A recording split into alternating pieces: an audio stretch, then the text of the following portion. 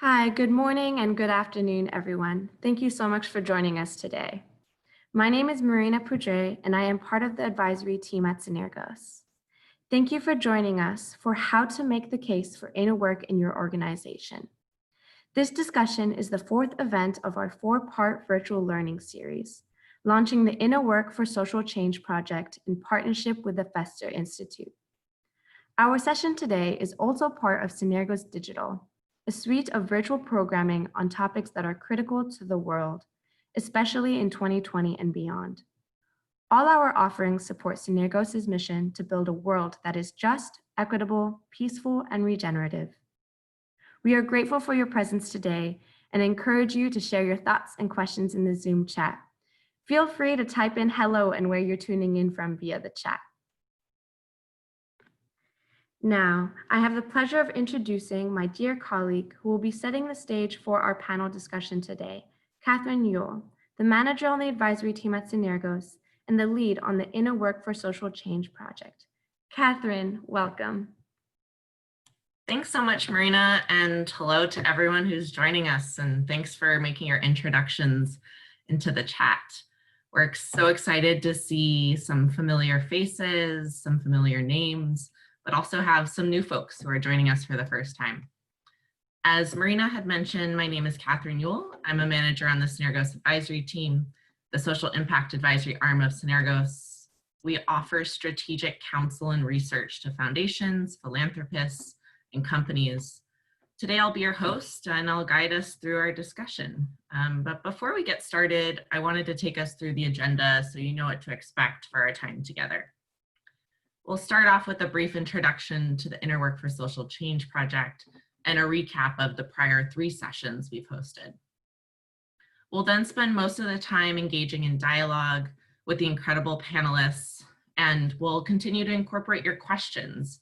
So please add your questions to the chat so we can bring those into this dialogue and into this conversation. And then finally, we'll wrap up with some closing remarks and how to stay connected with Synergos. And just for a bit of background on the project, Synergos and the Fester Institute began the project on Inner Work for Social Change in 2018 to demonstrate how inner work and bridging leadership can make social action towards a better world more effective. And through 6 commissioned case studies and in dialogue with thought leaders, development practitioners, and others, this particular project aims to spark a global conversation on how reflective practices can make social action more aware, more ethically attuned, and more sustainable.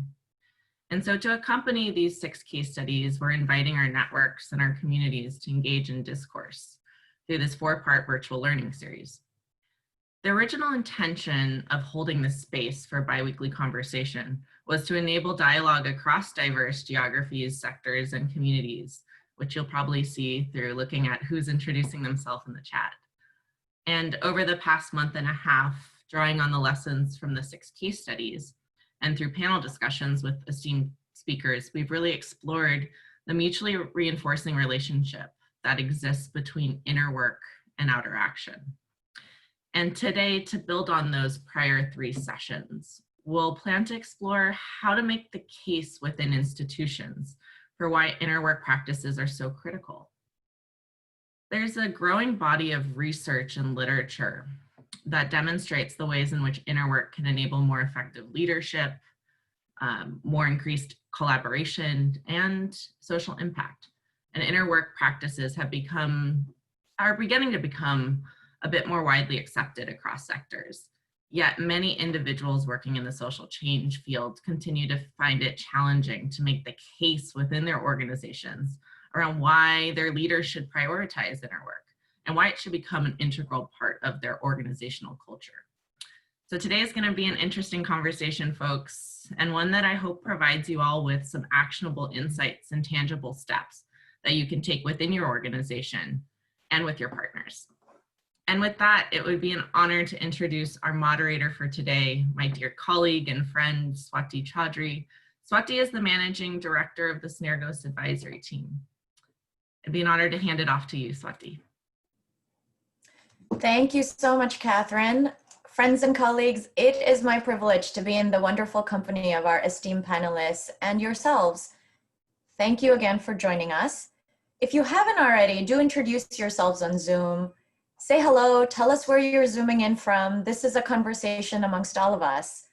If you like something that is said, use your Zoom reactions to give a thumbs up, clap, or send us a heart. Zoom allows for that now. Or simply use the chat function to emote through words. If you have a question, drop it in the chat window. I will be looking out for your questions because frankly, they're almost always better than my questions. If we cannot get to all of them during the live session, we will find a way to address them. You and your inquiries make us better. So send them over. And allow me now to introduce our panelists who I will ask to turn on their videos so we can see their lovely faces.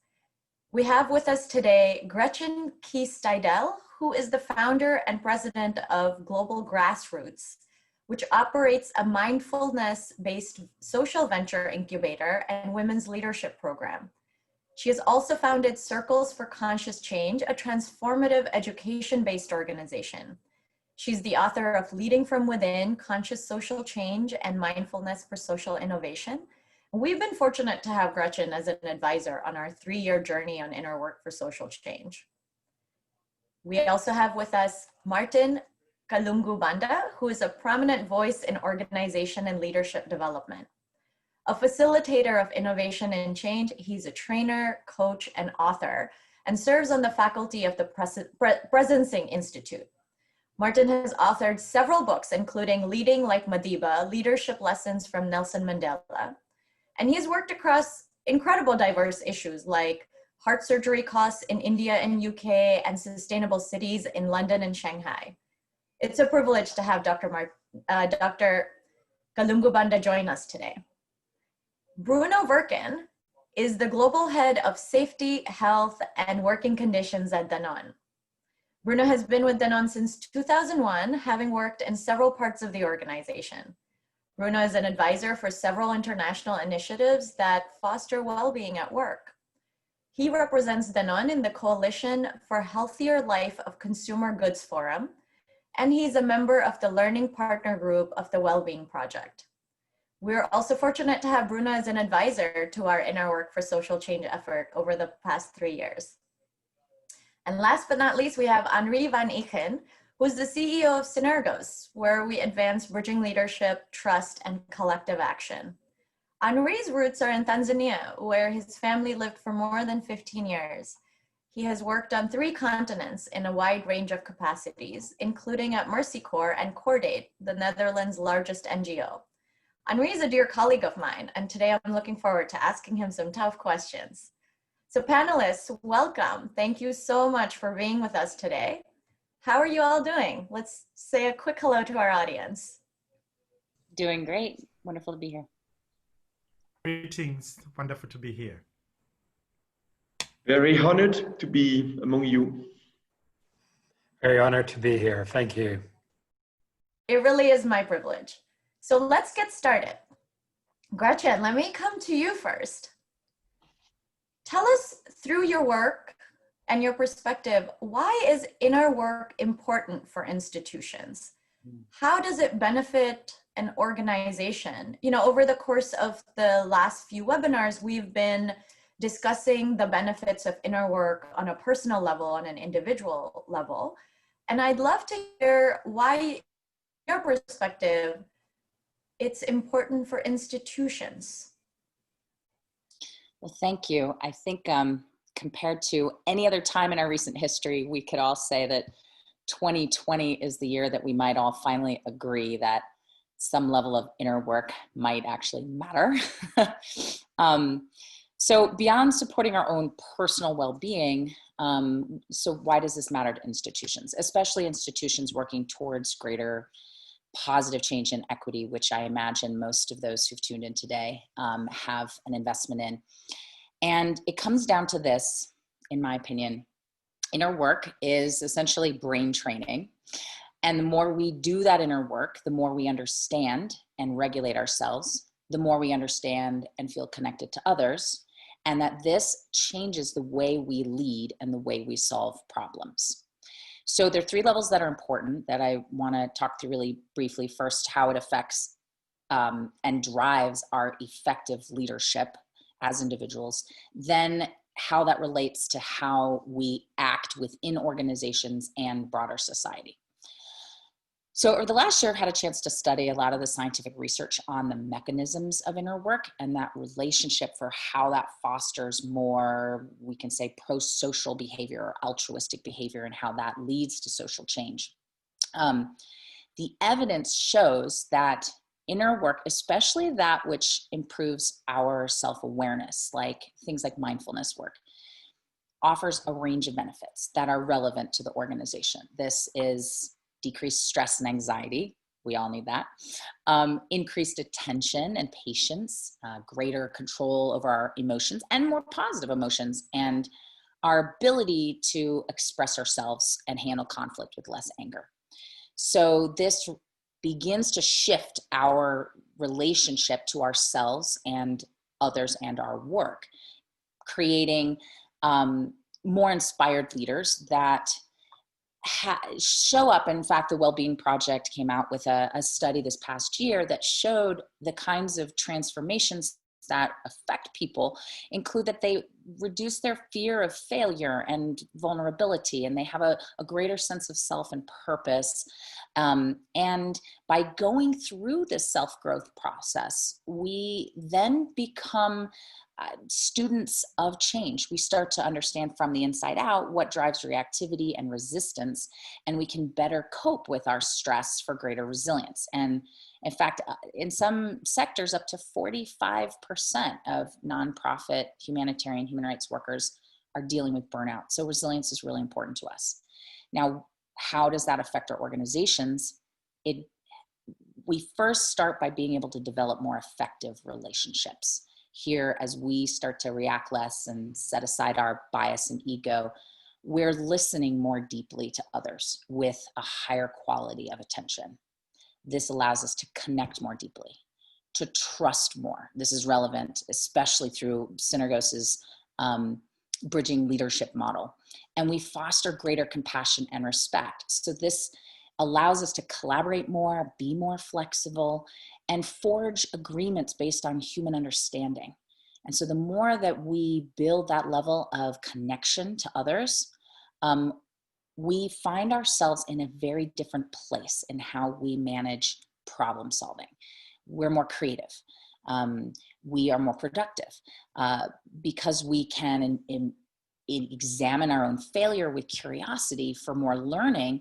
We can see more diverse possibilities. We can develop more holistic solutions and approaches to change, especially on a systemic level.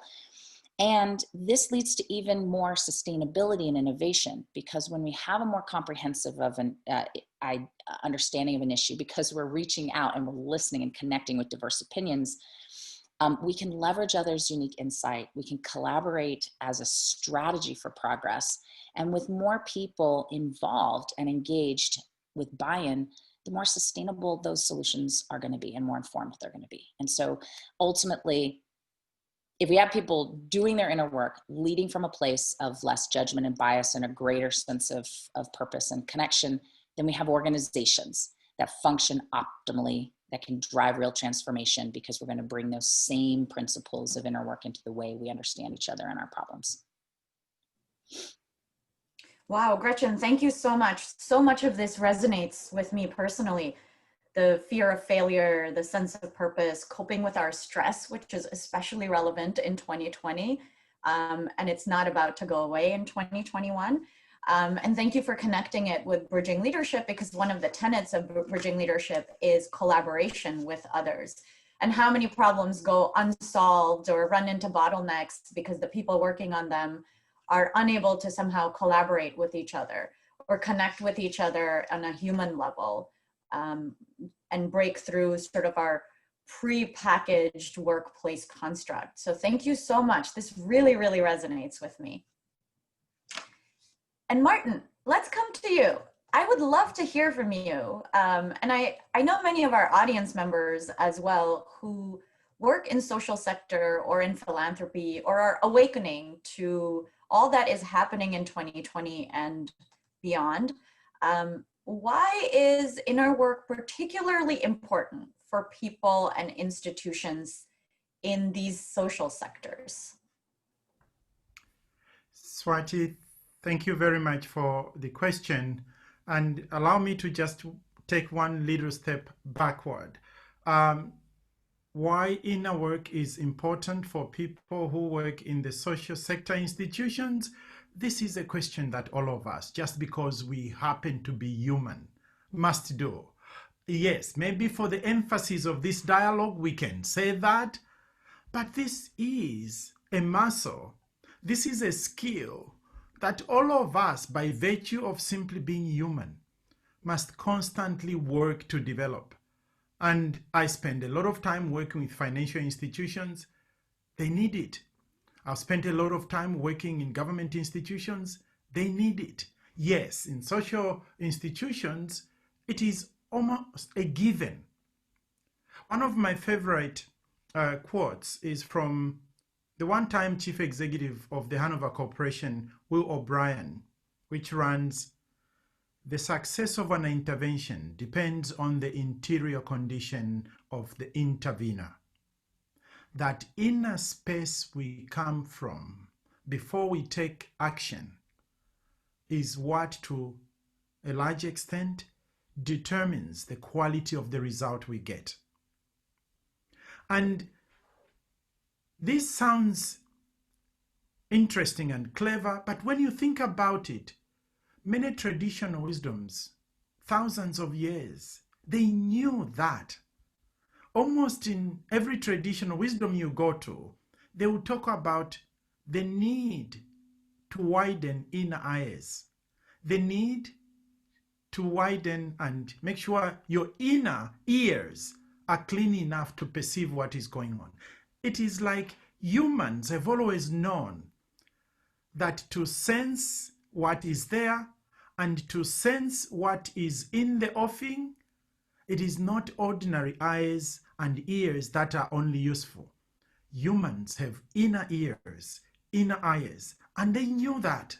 And to awaken those, they had different traditions. Obviously, nowadays, people tend to sit down and meditate and reflect. They are mindful. But different parts of society, of the world, have different practices that take them to that inner eye, to that inner ear. And we almost have to relearn how to do that. I'm from Zambia, in Central Africa. We rarely sat down and meditated. But in special moments of a funeral, a newborn, some sickness we can't resolve, famine, we stood, we beat the drum and danced for hours. And when we sat down, there was a new idea. There was a new insight. So to us, the dance, the drum, was a form of inner awakening. And I know now when I have an important job or role to perform, such as the one you invited me to, yes, because I've learned, I'll sit down in some little corner and have a mindful moment. But I also do the thing that gives me access to inner knowing. I will wear my headphones and play one of my traditional songs and dance for 30 minutes before I can come and appear before you here. Then I am awakening my deeper connection, not only with myself, but with my ancestors. I'm also connecting with those yet to be born for whom I'm doing this work. And therefore, inner work in my tradition is not just about me connecting with self and other people, it is also connecting with my ancestry, but also caring for those I will never even see because they will come long after I've died. And that's what makes inner work so special, because it allows us to make different decisions we would make if we just focused on ourselves. Thank you. Martin, I'm feverishly taking notes because I want to always remember all that you've said today. The different practices around the world, and thank you for sharing your experience being from Zambia. I'm from northern India, where we do meditate quite a bit, and we have the equivalent of nature journeys and solo journeys, and being surrounded by nature and taking yourself out of your day-to-day is supposed to be incredibly sort of healthy for your body and for your mind as well. And there's quite a bit of medical evidence around it as well. So thank you for bringing it back to that and connect it. I love what you're saying about making different types of decisions in order to be able to connect with our ancestry and also with people who are not here yet and we will never meet, because activists in places like, in topics like climate change and poverty alleviation, this is really intergenerational work. And the work will continue for as long as these issues persist. And I think as ambitious as we are in this field, we do have to acknowledge that this is work of hundreds of years. And so connecting to that sense of purpose with those who came before us, whose work we're building upon, and then doing it for those we will never meet, I think is so important. So thank you so, so much. And I want to come back to some of the quote that you said, which I know the audience is loving and I really cherish. So let's come back to you in a little bit. And I want to come to Bruno. Bruno, you're in the private sector. You're with Danone, and when we met last year in person, I was really impressed by how you had brought a sense of inner work to Danone. And what does it look like, tell us, when an institution adopts initiatives for inner work? Who needs to move it forward in an organization and how? And tell us your experience from Danone. Well, thank you. Actually, I feel as an alien in this audience because I'm coming from a 100,000 people food company working for profit. And I would like to start first by saying that inner work initiatives are not natural at all in such a big organization. In a big corporation, you know, we tend to privilege collective versus personal. Skills versus inner development, and also because this is our mission, profit versus social impact. By the way, there is a risk if we were to focus at the start on individual well-being and inner work. The risk would be that our organization is perceived as considering well-being as a personal topic. And not as a work-related or company topic. So at first glance, I must say that it's not a given for a big for-profit organization to start with inner work. You asked me who needs to move forward and how. The good recipe is a consistent approach at three levels. It starts, of course, with the individual, because when you talk about well-being, it's definitely about us, and we know we are the one who feel the stressed or well. So that's definitely a first level. The second important level is the level of the team, because it's generally at the level of the team that you have the demands, because you have your boss, it's part of the team. Coming on your shoulders, but it's also where you have the first level of resources, because you have colleagues, you have recognition, you have skills you can tap in. So the team is definitely and it's the first level of collective. Remember, health at work, it's not only about physical and mental well-being, it's also social well-being. So the team level is extremely important. And last but not least is the organization level.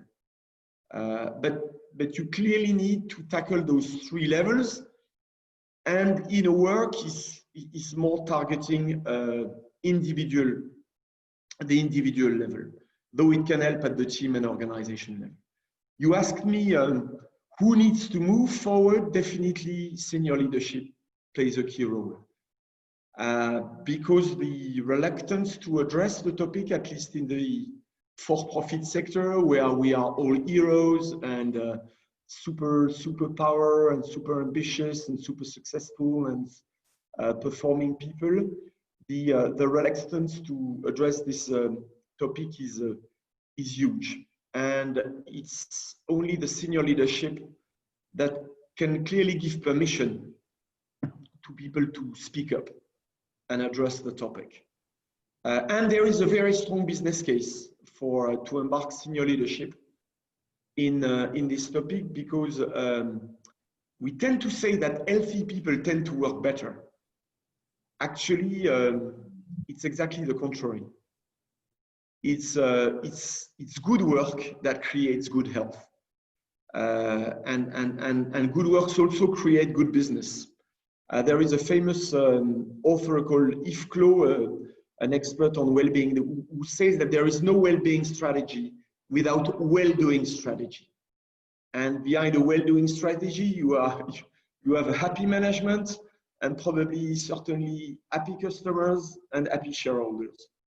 So this is why it's so important to embark the senior leadership. I would say that you need to embark the top and to embark the bottom, because it's also each of us individual to push for it. Regarding the experience in Danone, I remember when Synergos and Fetzer came to me 3 years ago to join the Inner Work for Social Change project. I was rather skeptical because as I told, we are a for-profit organization, we don't have social entrepreneurs, and difficult to finance and inner work sessions for 100,000 employees. So my focus was more on organizational well-being. However, I see a trend that is not only ours in Danone, but also the one for many companies, is to become a purpose-driven company, which is what we are now, to have a kind of activist brands. And when you position yourself in such a way, you start to have the kind of high level of contradiction that social entrepreneurs are facing. And also you start by being a little bit social change makers. Danone is fostering the alimentation revolution. So maybe we are social change makers, and you start to feel the need and recognize the need for inner work. Let me share with you the particular case of my own function, which is the people function.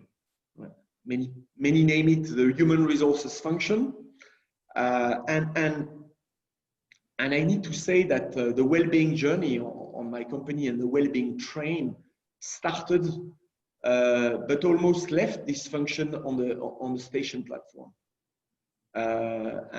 because we thought it would be obvious that the HR function would join this journey. And despite many trainings we built on how HR can foster well-being of the population they support, in fact, nobody was registering. And it's only when we started to incorporate a strong personal part, where I am up to in terms of well-being personally, or what can I do for myself with some mindfulness and basic inner work, that it started to tick in the mind of our HR people, and that we started to have a greater audience, and that the people who take care of others in our organization started to join the effort because it started with them, and then they could see and how to embark others. That's such an interesting experience, to take 100,000 people organization through a collective inner work-esque thing rather than focus on the individual. Because you're right, it's one of the driving, one of the underlying things is who's going to finance it and who's going to bear the cost of this cost center. I really appreciate you saying that senior leadership needs to move this forward. And without sort of that senior leadership endorsement, there's perhaps a lack of permissioning for others in the organization. And I'd love to come back to you to understand a little bit better why there is a reluctance. Because I think Danone is not alone in this. If anything, Danone is quite advanced. And how we can sort of tackle this reluctance from a movement perspective. But let's hold on to that thought for a second. And Anri, speaking of senior leadership, so for me, you have been one of the exemplars of leading by example. And so I'd love to pick your brain a little bit about how can someone make an effective case to their organization to introduce and implement inner work, because a lot of it is about cultural change. And cultural change can be hard to tackle for a single person. So how can they make the case for it within their organization and build allies in that especially coming back to what Bruno is saying, that you start with the individual level, then you go on to the team level, and then you go to the organization level, but you have to start somewhere. And how can an individual make this difference? Thanks, Swati. It's not an easy task. Let that be clear. And I understand what Bruno is going through too, because I have a corporate background as well. And that's because in so many of our corporates is a strong tendency of well-developed masculine energy, and bringing in inner work or self-reflective practices, whatever we want to name it, actually brings in other forms of energy into the room. And that feels at first a little uncomfortable for many people. And so it probably has done even for Synergos, because when I came in, I saw an organization which was convinced that to make a change in the world, we needed inner work, we had bridging leadership, and in our work, you could see it. But there was a discongruence between that and what was happening inside the organization. The organization internally, when I joined about 1.5 years or a bit more, 2 years ago almost, was actually there was trust was cracked. Inner work was not a natural practice inside the organization, self-reflective practices, where on an individual level, there were quite a few people who were doing it, I'm sure, but it wasn't done on a sort of collective organizational level to really look at what that actually means in terms of our own behavior and so on. And so that's been a sort of challenging situation. And I remember when we came out of one of our strategy meetings in February, actually where Gretchen was as well, we put ourselves a target. And the target was our challenge is that our organization should be a reflection of the world that we want to create. So we've got to internally be that reflection of the world that we want to create. And we want to go and take on that challenge.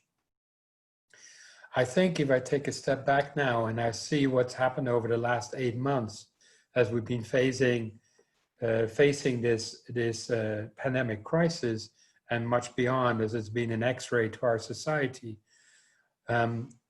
it's been almost like a trigger in one way or another as well.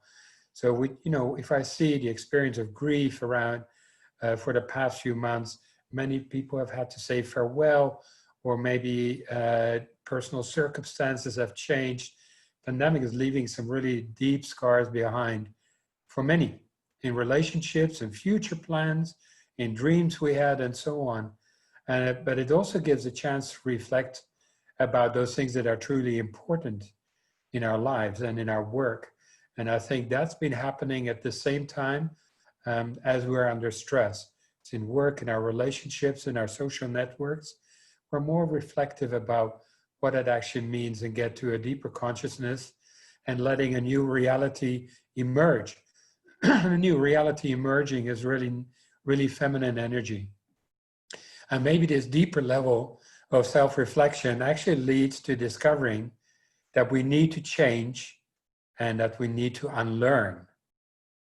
And for me, in the past months, 3 months, it's been around racism. And really connecting to that in a deeper way. It has also helped to us to reevaluate and value those things that are truly important to us. We learned that today our own behavior and our own lifestyle are the most powerful tool that we've been given. And as our old system is crumbling around us, society becomes characterized by the strength of its smallest link. And that smallest link is you, and it's me. And by doing that, we can transform how people across sectors come together, how we learn, how we create shared vision, and take collective action as well, based on trust again. And that really requires that self-reflection. And as we become more conscious of our own place and our role in society, it really helps us to get to the next level. So much has become uncertain, but maybe that uncertainty has just become more visible through these invisible enemies.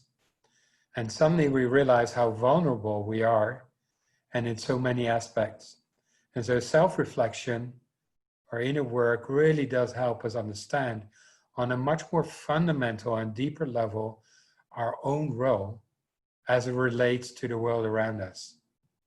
It makes it possible for us to contribute in a much more meaningful way, making room for inner work practices in our daily work habits and being open about it with our co-workers so they may try it out is an important opening into this behavior change. And just to give some very simple ways what self-reflection is and what are some of the things that can help is to realize that self-reflection is not the same as evaluation. An evaluation is actually judgmental. Self-reflection, you really try and understand who you are and how you relate without giving any judgment at all. So look at what your attitude is and what effect that has on others, positively or negatively. But also experience that from others to you. You can reflect on your own handling, on your own behavior. You're working with your colleagues and you're working with maybe leaders or outside organizations, and really reflect on your own behavior there. Then there's learning. Reflect on your learnings. What are some of the learnings that you can take forward? And finally, you can reflect on yourself as an instrument.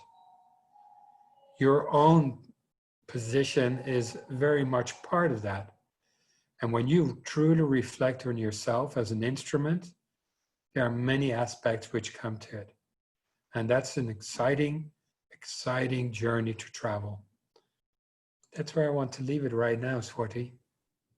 Thank you, Anri. And thank you for sharing that inner work can be uncomfortable and that Synergos has made a commitment that we are, to the best of our ability, we are going to reflect within ourselves the world that we want to create. And I think it aligns with the wonderful quote that Martin was saying, quoting that the success of an intervention depends on the interior condition of the intervener. And thank you for also relating it to racism, because, you know, over the summer, there was a call to action for every organization, for every person on the planet to kind of speak up and become more vocal. And many people did that. Many companies, organizations did that. But there was also a call to go beyond that and not just slap a Black Lives Matter banner on your website. And at Synergos, I think we took that uncomfortable step. And so I can attest that I've been on that uncomfortable journey with you, where we've been working with an external party to really take a look at racism and sexism within the organization. And it's quite discomforting to see those words on paper and to recognize yourself as a potential aggressor or somebody who has been perpetuating a system that we have committed to fight against. So I can say that it's been discomforting, eye-opening, and really remarkable. It's going to make us better professionals, and it's going to make us better agents of change. So thank you for bringing that to the core of our topic, which is social change. And Martin, you know, that quote really resonates with me. And what you're saying, that it's not just for the social sector, it's for everybody. And I think there's so much evidence of that. We do see it in ancient cultures. We see it in regular practice. We see it in hip hop. One of my favorite artists, Miss Lauryn Hill, sings about it, that how you gonna win when you ain't right within, right? And so I wanna come to you about how this relates to organizational leadership, because I think this is where we're getting a little bit stuck, that there is reluctance. And so inner work, you know, seems like such a solitary activity. So what is that connection between inner work and connectivity with others, especially for leaders? Thank you very much, Swati. Again, if you connect what Henry and Bruno have said, you begin to see that in some cases when leadership awakens to the power of inner work, it becomes much easier to bring it into organizations. In systems where I'm lucky to work with the leaders, as soon as you introduce something, our capacity as human beings to imitate those who lead us is phenomenal. And that's why it is leadership.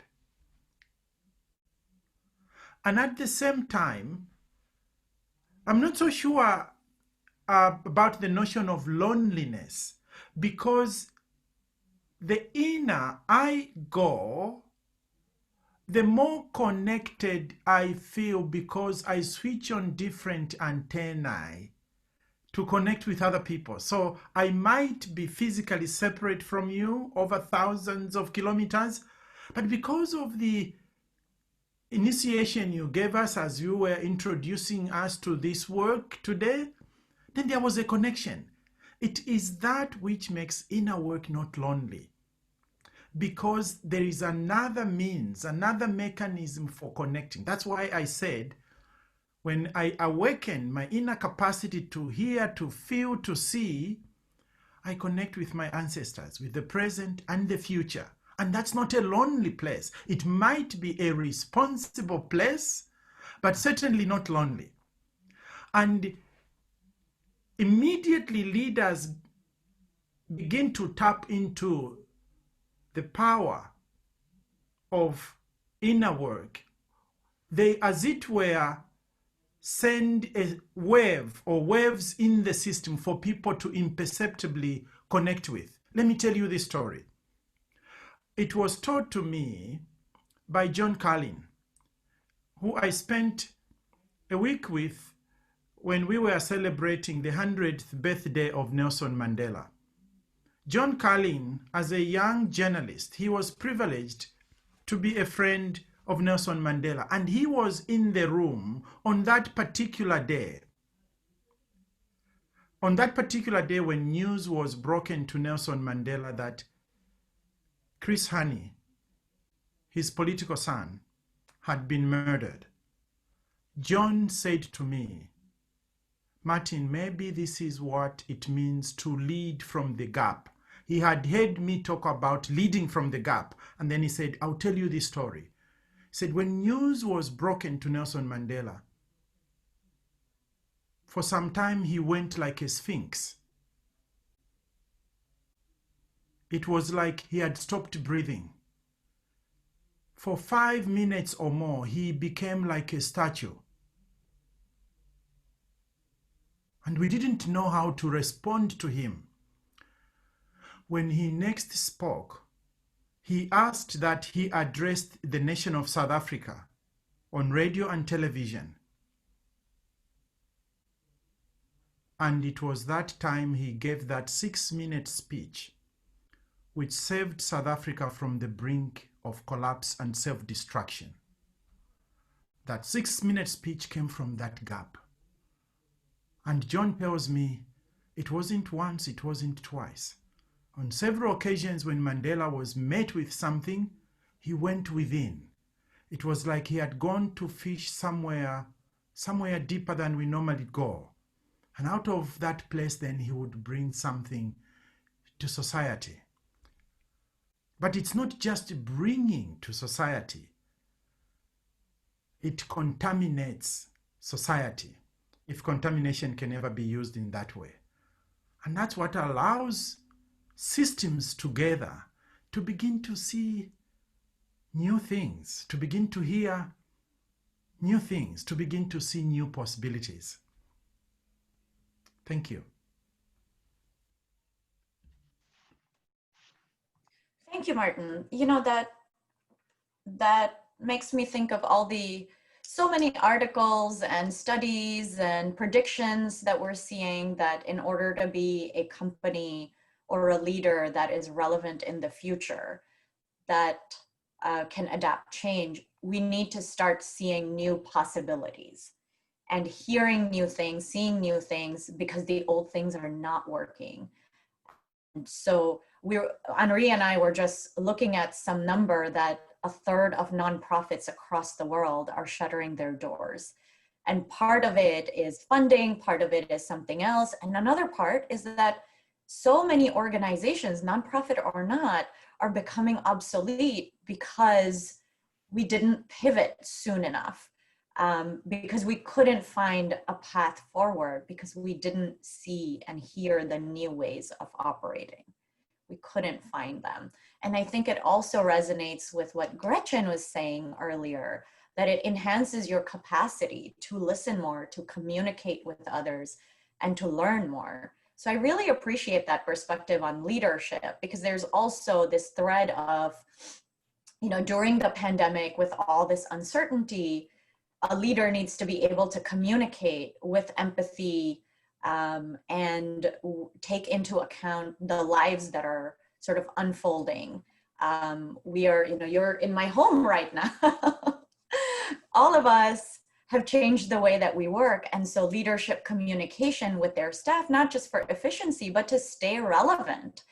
So I really appreciate what you're saying. And I'd love to come to you, Bruno, to talk a little bit about the perspective of private sector, that what has been the response of employees at the NON to these well-being initiatives, and how has the culture shifted? We talked a little bit about how culture shift is really a collective process. And so do you see this as something that will have staying power at the company?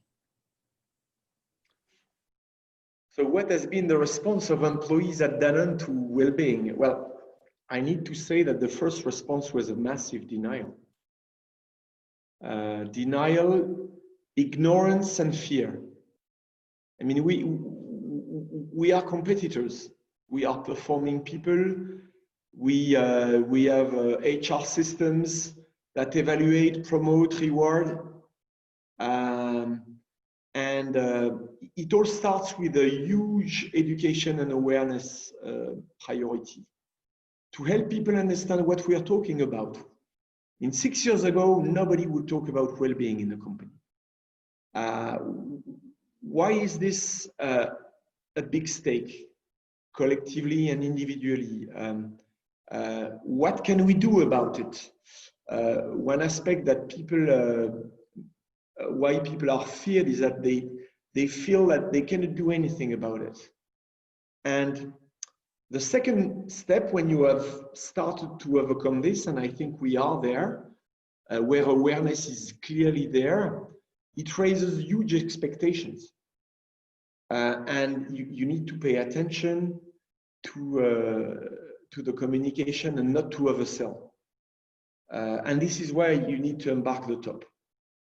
To be honest, during the year 2018, I really switched off all communication on the topic because the climate was not there and there was a risk of disappointing people.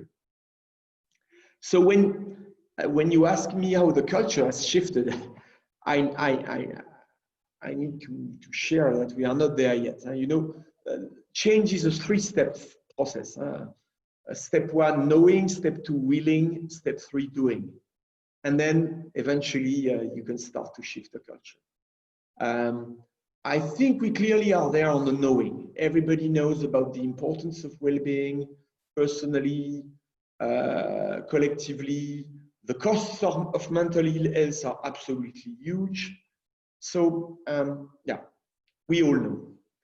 Regarding the willing, it's still a challenge because of the fear of the top. You know, if we start to care about well-being of people, we will open the Pandora box of complacency and also ignorance. Is there something we can do about it? You know, in a VUCA world where we need to transform permanently and fast. You know, it's a side effect, and we need to live with it. And it's true that because it's a new topic, there is no proven methodology, at least at the corporate level. There are plenty of toolbox methodology to deal with plenty of topics, but on how to instill well-being at all levels of an organization, it's a new topic. However, on the willing, an important step has been taken by what I said about giving permission. We now talk about workload in our companies. We talk about work-life balance. We talk about right to disconnect. And I need to say that these words were taboo, certainly 2 years in the past. And the doing is still very patchwork. And we are still, so I cannot say we have made a culture change yet. Definitely, well-being will be a growing topic on the company agenda, and the COVID has clearly accelerated and highlighted the importance of the topic. I would even say that the COVID has managed to do what I have not personally been capable of doing in the last 4 years in terms of making the case for well-being really clear. So that's one of the benefits, if I may. Some people even say that well-being is going to be the new green. For me, it's simply going to be rebalancing ecology towards being more human-centric. You cannot commit yourself to respect the ecosystem on the one hand and afford plenty of burnouts on the other end. So, you know, people well-being is simply balancing ecology. So this is where we are. This is so interesting, and I see people lighting up the chats here and connecting what you're saying, the knowing, willing, and doing in the context of VUCA work. And VUCA work, for folks who are not familiar with it, is used in corporate organizational theory and also in the military to sort of plan out what different scenarios and plan of attack and defense looks like. So it's interesting to see inner work and well-being and the buzzwords that you're saying that are now becoming part of non-taboo vernacular, work-life balance, need to disconnect, and all of that is reverberating through so many different sectors. And Martin, like you're saying, this is just the work that a human does. And we are early in the journey, perhaps in the private sector and also in the social sector. And Gretchen, I would love to hear your perspective. We've talked a little bit about this is still rare for organizations. On an individual level, the case for disconnecting and work-life balance has perhaps been made by the pandemic. even stronger than any of us could have managed before that. I just subscribe to a paper, physical paper newspaper, to be able to disconnect, I think for the first time ever in my life. But on an organizational level, why do you think inner work is still rare? What's the problem? What do you think that people working in inner works, like us, working in this movement, can do to make it more accessible? And what do you think organizations can do to better adopt it? Thank you. And I think we're moving to a place where there is a level of mainstream acceptance. For my organization, Global Grassroots, we've been integrating mindfulness into the work we do with change agents in East Africa for 15 years almost. And it really wasn't until a few years ago that we were able to feel so comfortable talking about that, before even members of the organization would say, well, just don't say anything about the mindfulness part. And so I think we're in a shift that's happening, but it's still rare. I think for those, I loved Bruno's 3-part reflection on change. And I think for those who are in the willing, the knowing and the willing, it's still seen as a luxury, a soft skill, something that's nice to have, but not a must have. Those that are not quite there in the knowing and the willing might not want to participate because they don't want to feel vulnerable or explore vulnerability with their colleagues. And organizations may not want to engage because it involves the domain of personal growth. And we may see this as private, and that there might be conflicts of interest in organizing it or mandating it. But there are several ways around this, I think, for organizations just to begin to create a culture of well-being, to be able to make some commitment and create a safe space for people to explore what inner work might look like and what well-being could be for the organization. And I kind of consider all this under this umbrella of leading from within. I like Martin's leading from the gap as well.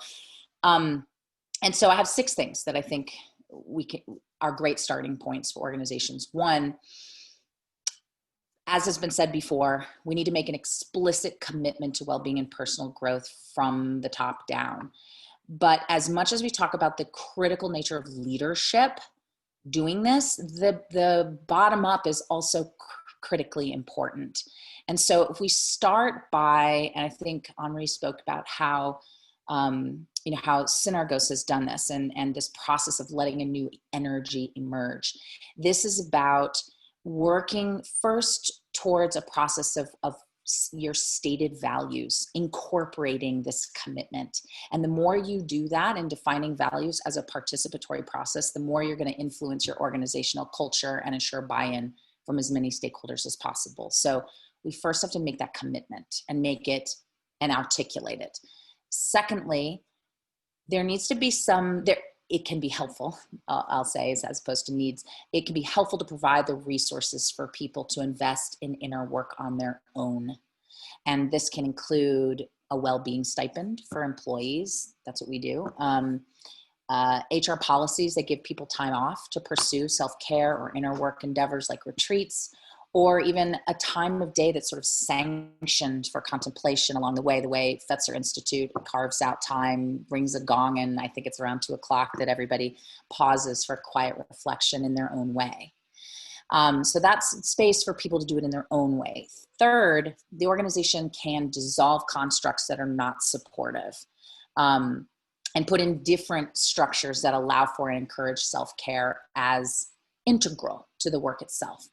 So I think it was Jeremy Hunter at Claremont, the Executive Mind Leadership Institute, who I heard explain that knowledge workers are effective in different ways than industrial, and what makes them effective is different than what makes industrial workers effective, for example.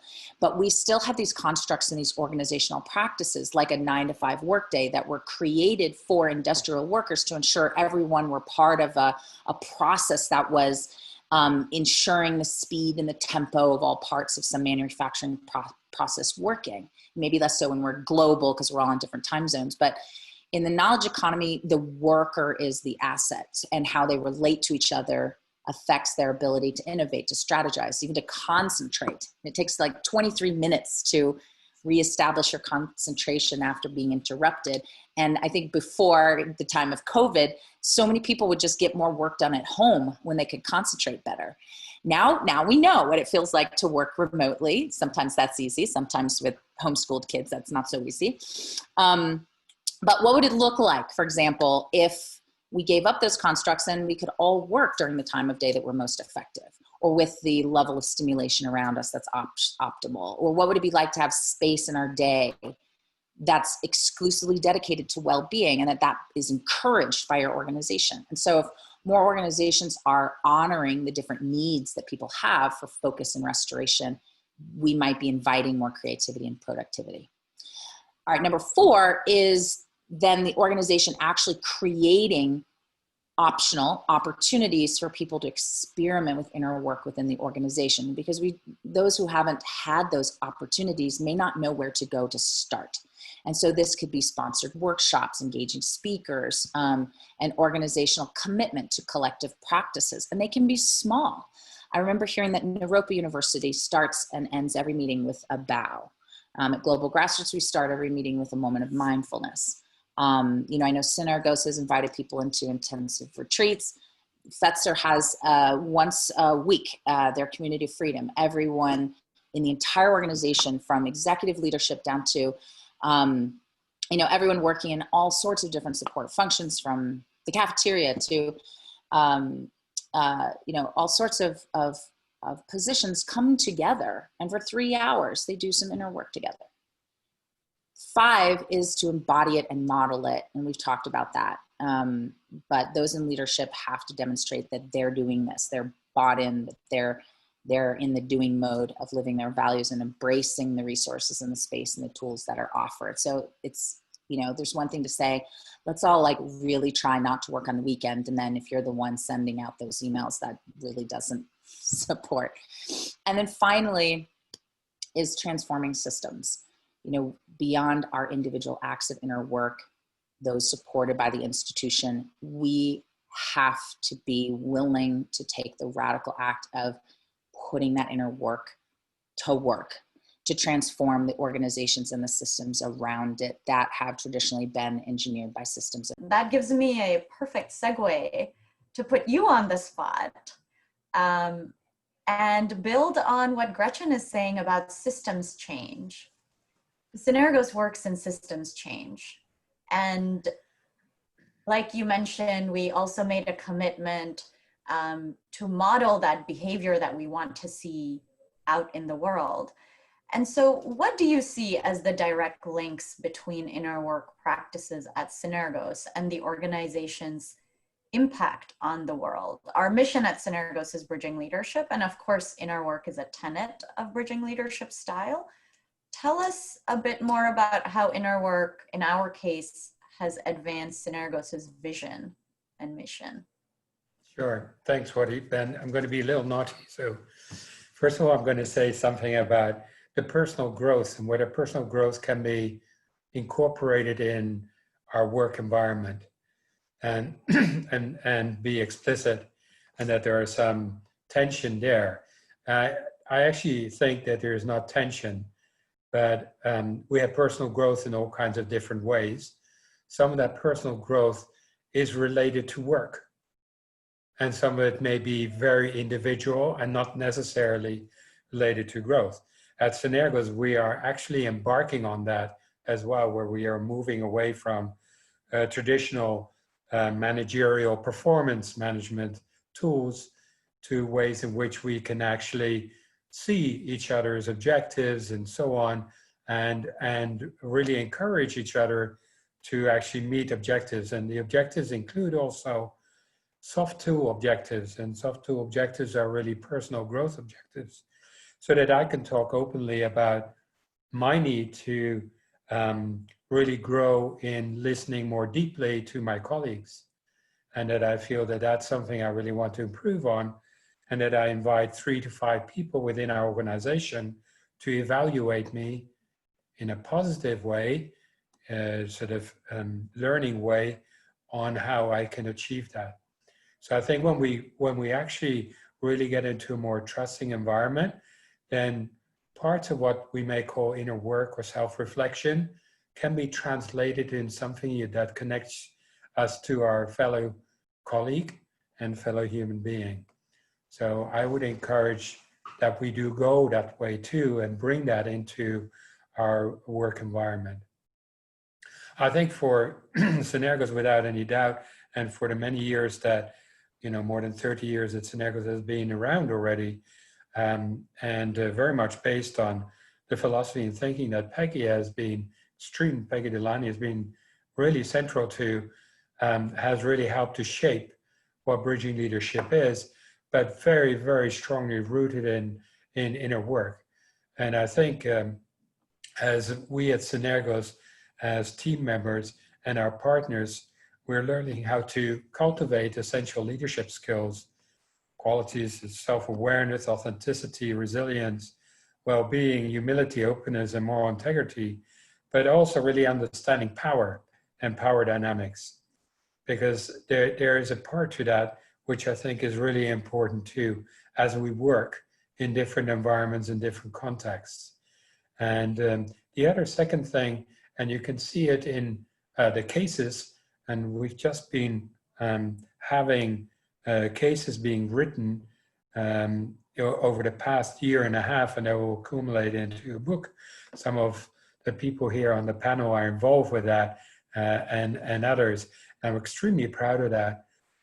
One of those cases is about looking at new perspectives and a new lens by walking in someone else's shoes.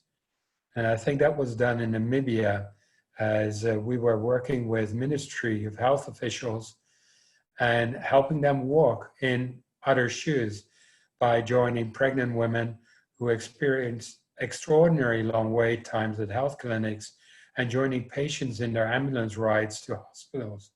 Now, this may be a very simple thing, but when you are a Ministry of Health official and you may not necessarily get out very often, you don't really experience it. And I think by experiencing something deeply, it leads to self-reflection. You go back and you think about what you've just experienced, and that then changes behavior too, going forward. So this simple thing of walking in somebody else's shoes, we can do that individually too, as we walk the streets and we look around and find out that when we do that, we get to a much deeper understanding of what's really happening out there, and just read a newspaper or a book about it. Fostering deeper and more collaborative relationship with the communities we aim to serve, that's something which is so central to our work and is offering very divergent perspectives. That always needs to be contextualized. We need to make sure that we do that in the right kind of way. And I'm really proud that we have people in our organization who are extremely good at doing that. And yes, we need local input and really understanding it, because there are differences of looking at it. And I love the way, Martin, you were talking about it too, from the way that inner work practices are being applied in different ways. And of course, that we will see in different places. At the same time, I'm noticing too, as our organization has moved more agile and less hierarchical, is that we suddenly have people being able to talk about different environments while they haven't done that before. And that might be somebody from our South African team making a presentation on our bridging leadership work and inner work in Mexico, and which is great, because that really connects us in our basic humanity, that we are able to actually foster these deeper relationships across what are seemingly boundaries. Mm-hmm. The last thing is increasing our own self-awareness, because it allows us as individuals to listen more deeply, especially to communities which have been ignored and silenced in the past. And we've seen that so often that they are left very much behind. And I think we've sort of got a role as Synergos to really connect to those communities in a much deeper way, and being more self-aware of our surroundings is helping us to do so. That's where I want to leave it right now, Swati. That's a great place to leave it, Anri. Thank you so much. We've covered so much ground in the last 45 minutes. We've talked about inner work is for everybody, that it expands our capacity to be present with others, to collaborate, to innovate, to inspire others as leaders.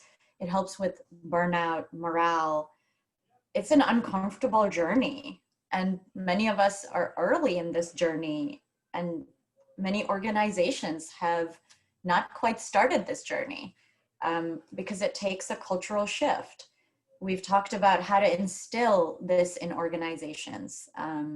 We've talked about the 3 steps that Bruno mentioned. We talked about VUCA a little bit. We talked about providing resources, HR policies, well-being stipends, dissolving constructs like silos and hierarchies. We've talked about embodying it and modeling it. We've had some great quotes like success of an intervention depends on the interior condition of the intervener. We've welcomed Nelson Mandela and Miss Lauryn Hill into this space. And now we look to the future, which is uncertain, bound to be hard. And we need all the strength that we can corral on an individual level and on an organizational level. And in the words of Miss Lauryn Hill again, after winter must come spring. So folks, I hope that you will hang in there and you will be safe and you'll be healthy and be kind and be self-aware.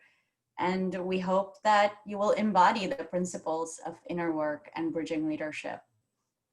That concludes the panel portion of our program. You'll receive a follow-up email. Please look out for it. If you have any questions in the meantime, additional thoughts, comments, you just want to connect with us, please don't hesitate to reach out. We are at synergos.org. Find us on social media. Feel free to reach out to collaborate@synergos.org. Thank you once again to our guests, Gretchen, Martin, Bruno, and Anri, and to all of you for the privilege of spending this time with you all. Catherine, allow me to hand this back over to you. Thank you so much, Swati. And thank you again, Bruno, Gretchen, Martin, and Anri. This was a truly illuminating conversation. I personally took so much away from it, just how inner work can help to benefit both individuals and collectives. From Martin, how to train our inner ears to deeper listening and foster more empathy and compassion.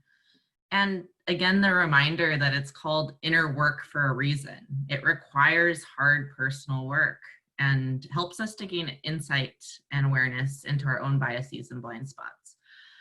This has been an incredible journey, and I feel so privileged to have shared it with all of you over the last month and a half as we've embarked on this 4-part virtual learning series. And thank you again, Swati, for wrapping us up with this last panel discussion. I always take to heart the way that you are able to draw in your own personal experiences and synthesize all the insights in such a beautiful package for everyone. So I appreciate you.